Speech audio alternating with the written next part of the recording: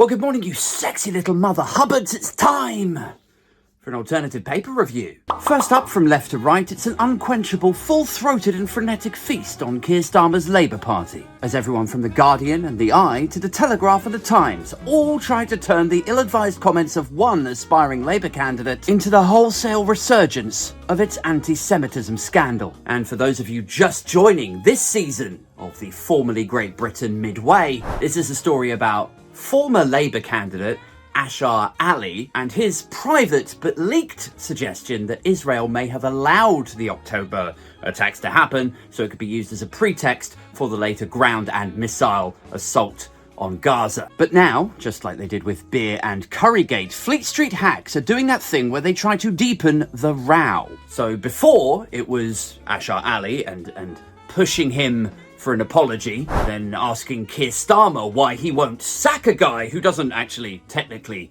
work for him yet. Now the row has to deepen. Now it's, well, who was with him at the meeting? Who are the co-conspirators here? Has anyone else in Labour recently criticised Israel? I bet they have. I bet they hate this Gaza genocide business. Perhaps we could put those guys on page 2 and page 3 and dump a load of leading, loaded questions into the inbox of the British Association of Soundbites and Source Quotes. You know when they do that? Like they go fishing for quotes from some entity or body or institute. Like they're like, would you agree that if we asked Sir Keir Starmer some questions, then he should probably answer them? Yeah, I guess. And before you know it, it's like the Institute of Public Outrage and Right-Wing Think Tankery say Keir Starmer has questions to answer. Now, for me personally, this story, and it's going to go on for a few more days yet, this story yields two responses. First, it's that this whole idea of anti-Semitism being rife in the Labour Party is kind of ridiculous. Like, I worked it out on a tweet thread a few months ago, right? Do you remember when anti-Semitism was actually like a huge story? Like when anti-Semitism was really popular, right? The 2017, 2018 kind of period. And even at its peak then, it was only like 5 MPs or something, wasn't it? Or backroom staff or something. It was about 5 people who got suspended for anti-Semitism. Now, admittedly, that is still 5 too many, but just keep that number in your head for a second, right? 5, and it was rife. The Tories, conversely, currently have 8 MPs, or former MPs, who have lost the whip from a mixture of sexual assault right up to allegations of rape. And one of those was Peter Bone, who was sacked for allegedly exposing himself to a junior member of staff. And he was the MP in the constituency that Ashar Ali was now trying to take from him. You know, like the whole thing feels so ridiculous. Like 5 MPs for anti-Semitic, but then 8. And you're focused on this one guy's possibly anti-Semitic comment, but it's in the same constituency as this guy, who is a member of a larger community who may or may not have committed even more serious crimes than that. You know, it's like, oh, Starmer, come on, man. You gotta get a grip on this anti-Semitism problem. It is rife. Right, but the whole reason that we're having this by-election is because another one of your MPs couldn't keep it in his pants. Well, yeah, but that was just one bad apple. Right, but it's one bad apple whose girlfriend will now replace him as the Tory candidate. Yeah? So? And he's one of 8 suspended for that or significantly worse. Yeah?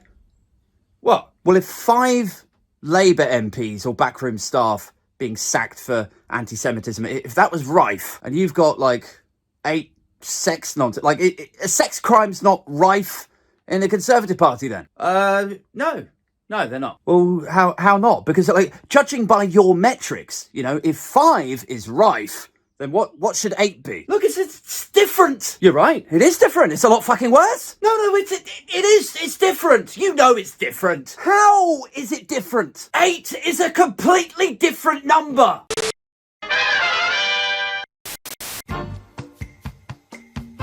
The second thing is that for all your Dan Hodges and Telegraph headlines and aggrieved Guardian journalists still disappointed in Starmer for rowing back on various pledges, I mean, I could be wrong about this, but to me, even in light of this story, to me, it feels like the Tories are still just done. Like, they'll report on the seriousness of this, of course they will, and they'll describe Keir Starmer as embattled and beleaguered. They'll say that this raises questions about his leadership and to what extent he can credibly claim that he's changed the party. But I still strongly suspect that this time next week, you'll look back on this point and you'll realise that this little hate campaign will have been just as successful as the rest of them. And Keir Starmer's Labour Party will still be broadly about 20 to 24 points ahead of the Tories. Because, you know, put simply, I'm sure I don't need to spell this out to you, but people can still feel the effect of inflation in their pockets. Gas and electric are still sky high, rents and mortgages are still exploding even now. Put simply, there's still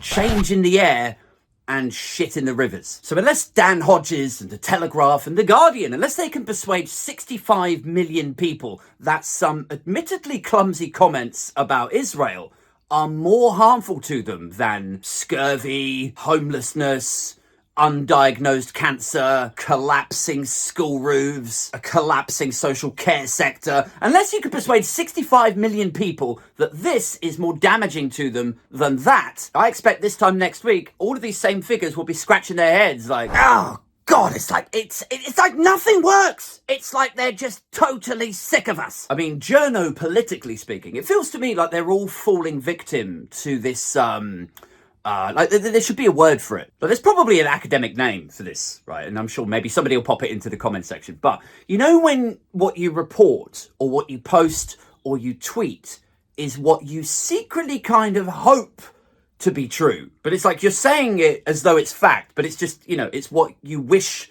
the reality was, you know, but what it actually is just you wishing the thing was actually the reality, but it's not, like it's not even half accurate. It's like when you see a headline that says Starmer in hot water, leadership on the line, which it patently is not, like it's not at the moment, but you wish that it was if you were Dan Hodges. And maybe there's a possibility that if enough Dan Hodges out there all write the same thing, Starmer's leadership on the line, Labour are in trouble, Labour engulfed in anti-Semitism scandal, if enough people say that, the illusory truth effect will kick in, because then people will perceive that to be the reality. But I don't think that's likely to happen here. I think probably what will happen is in about 7 days' time, 10 days' time, people will look back at this just like they looked back at the Greek marble statue, just like we look and laugh at the impotence of the, oh, well, Labour don't even have a plan campaign.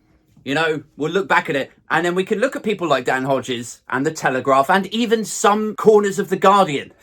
And we could go, yeah, looks like you got it really wrong again. Anyway, that's it for this one. If you're enjoying the paper reviews, don't be a stranger. Try to join the community. If you go on my profile, you can click the little join button. Or if you don't feel ready for that just yet, there should be 3 little dots. You can tap that. There's a little thanks button. You could just drop a tip in the tip cup, as it were. There's a new episode of the podcast coming out later today. That's to everyone on Spotify, Apple Podcasts, and regular YouTube. But for now, I need to go. Guys, here's what I'm gonna do, right? I'm gonna set my alarm clock, like, so it's sort of ticking down to 7 days until all of this thing blows over and it's published that Labour's lead, maybe even, has gone up. And then I'm gonna kick back and I'm gonna celebrate with a 4-pack of Keir's beers and a curry. Peace.